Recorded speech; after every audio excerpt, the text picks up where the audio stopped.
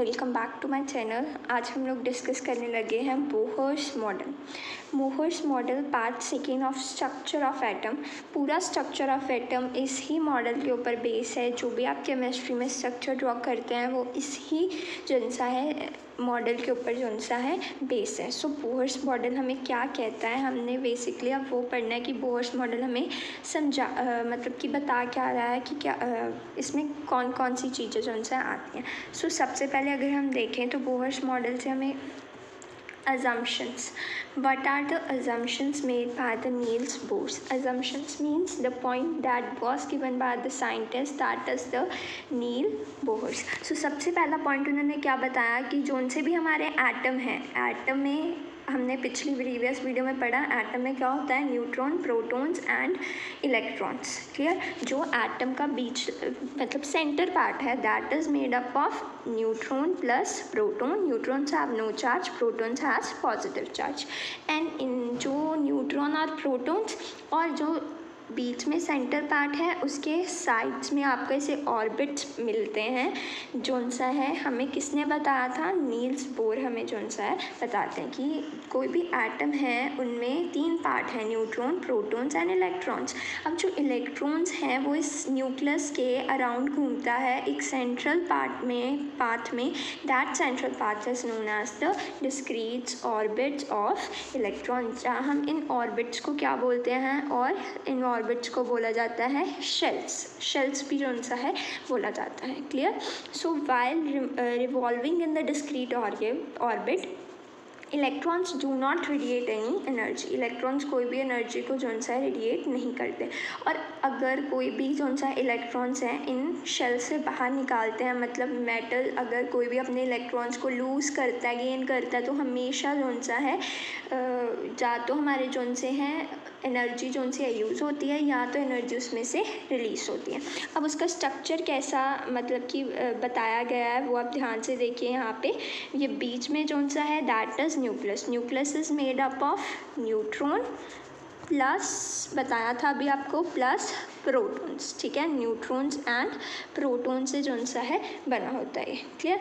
और जो सा इलेक्ट्रॉन्स हैं वो इन और ये ऑर्बिट नज़र आ रहे हैं, यहाँ पे जो इलेक्ट्रॉन्स जिनके ऊपर नेगेटिव चार्ज होता है वो रिवॉल्व करते हैं इन ऑर्बिट्स के ऊपर। और अब इन ऑर्बिट्स को डिफरेंट नाम गिवन है। पहला के शेल, एल, एम, एन। आप कोई भी नाम दे सकते हो, ए बी सी डी जैसे भी आपको देना है। उन्होंने नाम दिया के, एल, एम, एन। क्लियर। और हम इनको सीरियल नंबर भी दे सकते हैं जैसे 1, 2, 3 and 4। Clear. So in shells में कौन रिवॉल्व करता है, कौन घूमते हैं, इलेक्ट्रॉन्स जो सा है रिवॉल्व करते हैं, इलेक्ट्रॉन्स जो सा है घूमते हैं।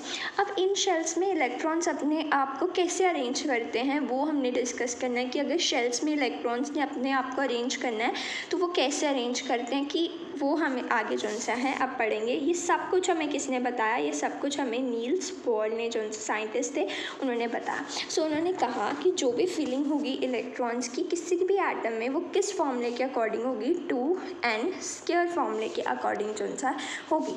2n² मतलब n मतलब सीरीज नंबर ऑफ शेल, मतलब शेल कौन सा है, फर्स्ट है, सेकेंड है, थर्ड है, फोर्थ है। क्लियर।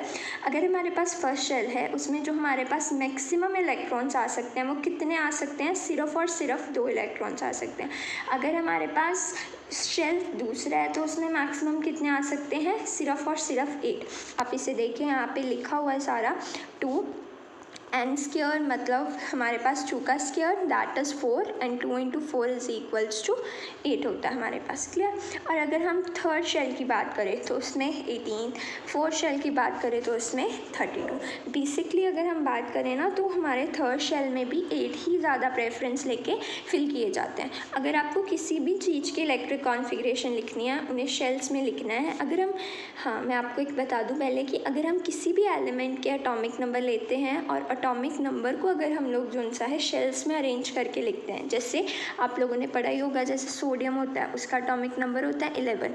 अब अगर इसको मैंने शेल्स में लिखना हो तो 11 को तो मैं कैसे इसको शेल्स में 11 को लिखूँगी, 2, 8, 1 कोमा डाल के बीच में, पहले शेल में 2 फिर 8 फिर 1 जोन सा है हमारे पास जोन सा है इलेक्ट्रॉन्स आएंगे। क्लियर। सो किन के अकॉर्डिंग, इन थ्योरीज के अकॉर्डिंग। सो आपको याद रखना है कि यहाँ पर आपको प्रेफरेंस पहले 8 को ही जो सा है देनी है। एटॉमिक नंबर आपको याद करने पड़ेंगे 1 से लेकर 20 तक। अगर आप उन्हें याद करेंगे तभी आप इनकी इलेक्ट्रिक कॉन्फ़िगरेशन का मतलब है कि उन्हें शेल्स में अरेंज करना, तभी आप उनको शेल्स में जो सा अरेंज कर पाएंगे। Let us take an example. जैसे मैंने आपको यहाँ पे 20 means calcium has atomic number 20, और अगर मैं उसे शेल्स में अरेंज करूँगी तो मेरे पहले शेल में मैक्सिमम 2 से ज़्यादा नहीं आप डाल सकते, 2 से कम डाल सकते हैं, 2 से ज़्यादा नहीं। पहले शेल में 2, फिर 8 से ज़्यादा नहीं आ सकते थे, फिर 8, फिर 2 आ जाएगा, ठीक है। सो पहले शेल में 2 गए, फिर 8, अब मैक्सिमम 8 आ सकते थे, उससे ज़्यादा नहीं आ सकते थे, तो हमने वहाँ पे ही ख़त्म कर दिया। नेक्स्ट शेल में मूव कर गए, उसमें कितने मैक्सिमम आ सकते हैं, 8, ठीक है, वहाँ पे उसको ब्रेक कर दीजिए।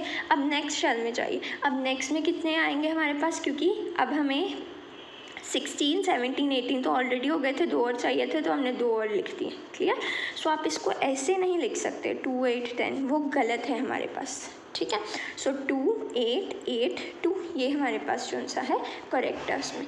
The outermost shell can not hold more than the 2 electrons and more than the 8 electron. मतलब वही समझा रहा है कि जो आपको ये रूल है इसको आपको कम्प्लीटली फॉलो करना है। पहले शेल में 2, दूसरे में 8, थर्ड शेल में भी आपको एम में भी 8 ही जो सा लेके प्रेफर करने हैं, क्लियर।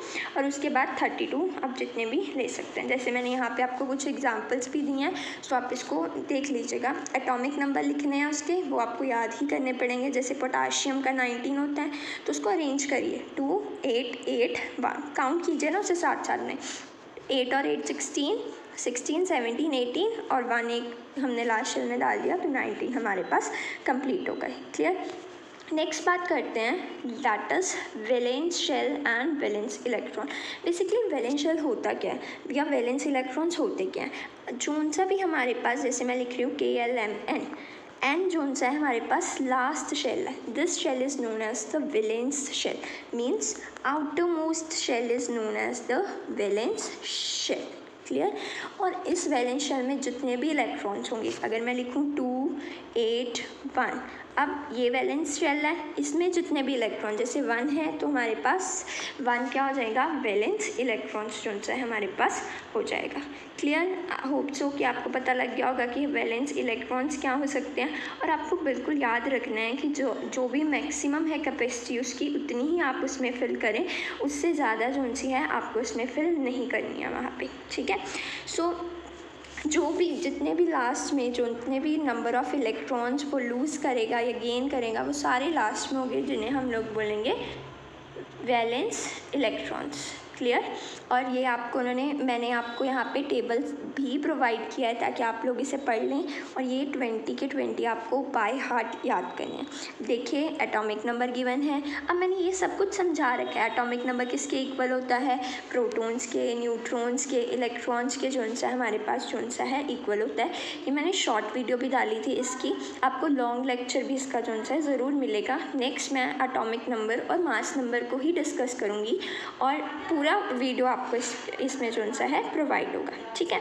बेसिकली जो सा है आपको बस इनके थोड़ा देखना है कि आपको एटॉमिक नंबर और फिर उनको शेल्स में जो सा आपको अरेंज जो सा करना है, क्लियर। अगर आपको इसमें कोई भी प्रॉब्लम हो तो आप कमेंट सेक्शन में ज़रूर बता सकते हैं। बेसिक चीज़ें आपको पता होनी चाहिए, वो आपसे एग्ज़ाम में ज़रूर पूछेगा। अब आपको पता होगा कि वैलेंस शेल लास्ट शेल है, मतलब फिर आप इजीली बता सकते हो कि अगर आपको किसी भी एलिमेंट के वैलेंस इलेक्ट्रॉन पूछे, जैसे आपको पूछे कि बताइए कि एल्युमिनियम में कितने वैलेंस इलेक्ट्रॉन्स होते हैं, तो आप देखेंगे ठीक है जो एल्युमिनियम है उसकी इलेक्ट्रिक कॉन्फ़िगरेशन 283, मतलब लास्ट शेल देखें, क्योंकि वैलेंस इलेक्ट्रॉन पूछा है तो आप आंसर देंगे 3 है उसमें, क्लियर ना। हमको अगर उन्होंने पूछा वैलेंस मतलब कि शेल पूछ लिया तो लास्ट का शेल का नाम बता दीजिए, जैसे एन, और उसमें वैलेंस इलेक्ट्रॉन कितने हैं, 3 हैं हमारे पास वैलेंस इलेक्ट्रॉन, क्लियर। सो यही था हमारे पास बोहर्स मॉडल, जो कि हमें बताता है कि जो हमारे इलेक्ट्रॉन्स हैं वो एक ऑर्बिट में मूव करते हैं और ये ऑर्बिट फिक्स्ड है, ठीक है। और इनमें जो सा है कोई भी एनर्जी रेडिएट जो सी है कुछ नहीं होती है। और सिंपल हमें इन जो इलेक्ट्रॉन होते हैं, जो एलिमेंट्स की एटॉमिक नंबर होते हैं वो हमारे पास इलेक्ट्रॉन्स और प्रोटॉन्स के इक्वल होते हैं। सो उनके अकॉर्डिंग टू हमें जो सा है अपने सारे ही इलेक्ट्रिक कॉन्फ़िगरेशन को जो सा है क्या करना है, उसको जो सा है लिखना है अच्छी तरह से। क्लियर? फिर से बता रही हूँ, पहले शेल में 2 होंगे, उससे ज़्यादा नहीं, दूसरे में 8, तीसरे में भी 8 एंड देन 32 जितने भी आप डाल सकते हैं। फर्स्ट 20 एटॉमिक नंबर आप बाय हार्ट लर्न कर लीजिए, ये आपके लिए इनफ होंगे और आपको आगे भी जोन सा है 10th में भी आपके लिए ईजी होगा करना। क्लियर? अगर आपको कोई भी प्रॉब्लम है आप कमेंट सेक्शन में मैसेज करिए, मुझसे डाउट पूछ सकते हैं आप लोग। और अगर आपको मेरी वीडियो अच्छी लगी हो या आपके लिए थोड़ी सी भी हेल्पफुल हो तो please subscribe my channel and ज़्यादा से ज़्यादा जो उनसे है शेयर करिए।